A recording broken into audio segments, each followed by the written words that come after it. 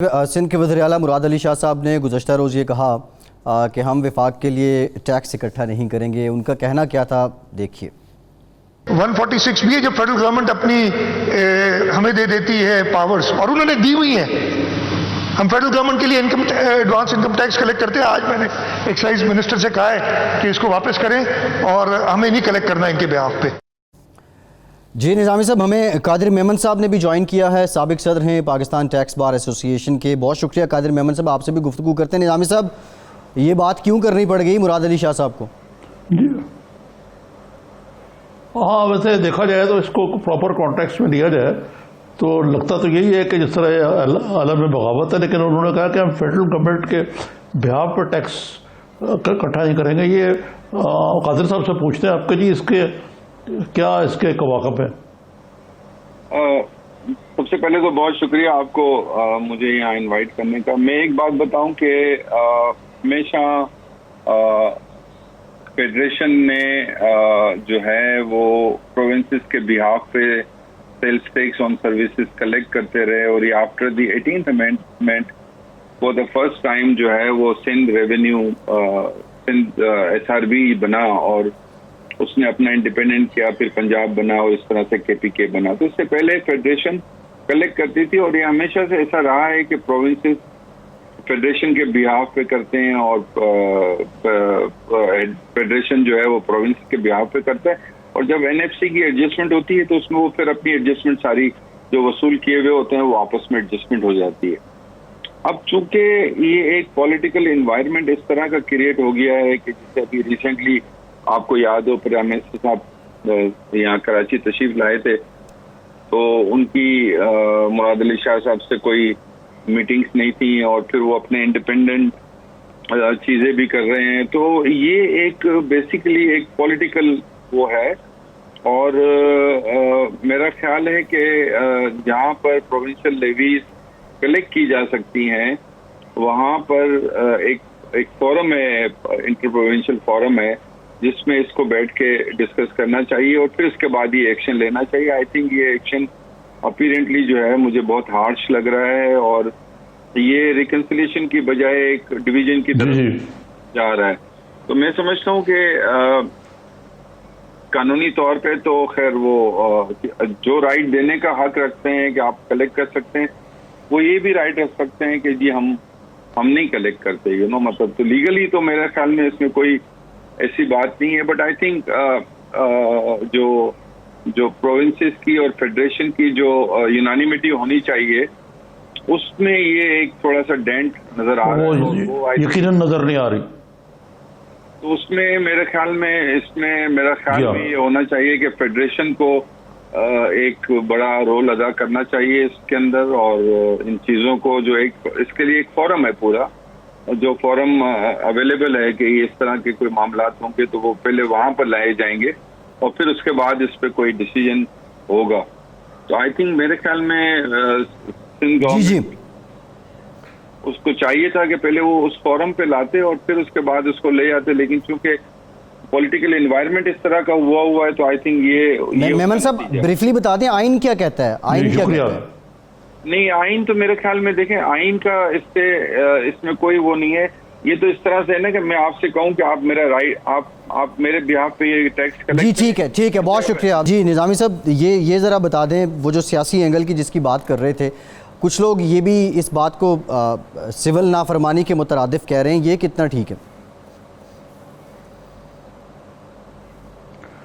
ہاں، ایک قسم کی ڈیفائنس ہے، لیکن جیسے انہوں نے کہا انہوں نے خود ہی یہ بات کہہ دی جو آپ کا سوال تھا، جو کہ اس کا جواب بھی آبویس تھا کہ یہ تو ایک قسم کی ایک مروجہ طریقہ کار ہے، تو غیر آئینی تو اس میں کوئی بات نہیں بنتی. تاہم یہ غمازی کرتا ہے سندھ اور وفاق کے درمیان بالکل بریک ڈاؤن کے تعلقات کے، کیونکہ ایک طرف کیسز کیے جا رہے ہیں، ناقابل ضمانت وارنٹ جاری کرنے کی دھمکیاں دی جا رہی ہیں زرداری صاحب کی طرف، اسمبلی کے اندر بھی ہر قسم کے الزامات لگ رہے ہیں. آج جو علی زیدی صاحب اور ان کے درمیان جو ایک نوید قمر صاحب مکالمہ ہوا ہے، وہ بھی اگر نوید قمر کے تو یہ ساری چیزوں کے پس منظر میں یہ تلخیاں جو ہیں ان کو کم کرنے کی ضرورت ہے اس وقت جو موجودہ صورتحال ہے اس میں. جی نظامی صاحب، نوید قمر صاحب کا آپ نے ذکر کیا ہے. نوید قمر جیسا تحمل مزاج آدمی اگر کوٹ اتار کے سینہ تان لے، یہ جو لیجسلیٹرز ہیں دمسیلف یہ کویسچن مارک نہیں بن رہے یا یہ پارلیمنٹ کو سوالیہ نشان نہیں بنا رہے؟ ود ڈیو ریسپیکٹ، آپ کی کیا رائے ہے؟ ہاں، ان کو ذرا تحمل کا مظاہرہ کرنا چاہیے تھا. بہرحال یہ بھی کوٹ اتارنا بھی ایک سمبولک ہے، کوئی انہوں نے کوئی موقع تو نہیں مارا نا. نہیں موقع تو نہیں مارا، لیکن نظامی صاحب گرما گرمی اتنی ہو گئی تھی، بات موقع تک اللہ نہ کرے جا بھی سکتی تھی. ایک بریک لیتے ہیں، بریک کے بعد کچھ ذکر کریں جو اسٹاک ایکسچینج انسیڈنٹ ہے اس سے متعلق بات کریں گے. ہمارے ساتھ رہیے.